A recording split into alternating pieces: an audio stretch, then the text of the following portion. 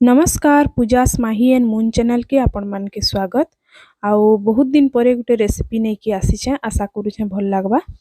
आज मुई इटा बनाऊछे चना साग। तो चलूँ स्टार्ट करमा। पहले चना साग के देखुन मुई भल करी बाछि दउछे। एंता साग साग जेन पत्र पत्र अच्छे सेटा के काढ़ी दउछे।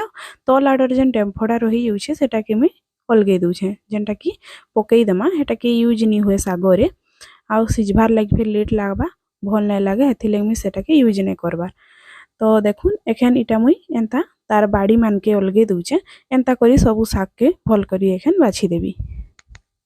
आउ एबे इटा साग के मुई बाछि देइछे, तार परे पानी रे देखुन बतरे दउछे। फिर भी एतकी सफा बाछि कि फिर गोटे घासटे रही इतला, जेनटा कि लास्ट एखन देखुन अलगे दउछे। आउ एखन भल करी धुई धुआ करी सेता के अलगे दमा गोटे जगह रे। तार परे इथरे आ काणा लागबा चालुन देखमा। एडा म नेइछे किछि बड़ी, रसुण आ बैगन, आ गोटे लागबा टमाटर टे। तो एखन इटा मैं बैगन के छोट छोट करी काटी देइछे आ रखी दउछे। तापरे रसुण के फिर छोट छोट करी देखुन काटी देइछे, आपण माने देखि पारुथिबे। तो चलुन पहले साग के एखन काटी देमा। तो एखन इटा साग के मुई छोट छोट करी काटी दउछे। आ गोटे कथा माने ई सागटा बहुत टेस्टी लागसी। आउ मु आज मार्केट जाइथिली तो सागटा देखली 20 टंकार इटा 4 बिड़ा दिया देइथिले।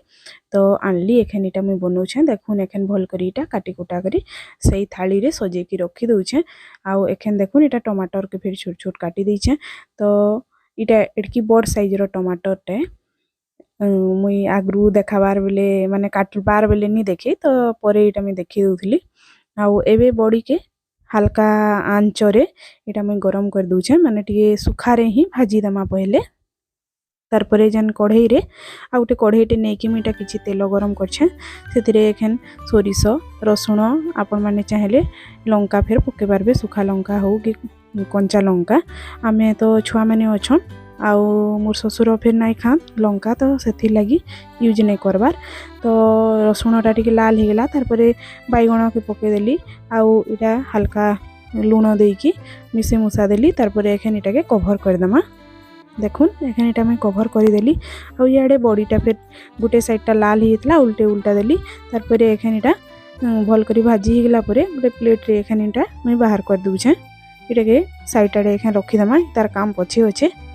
तार परे देखुन एखन बैगनटा भल करी सिझी गला न।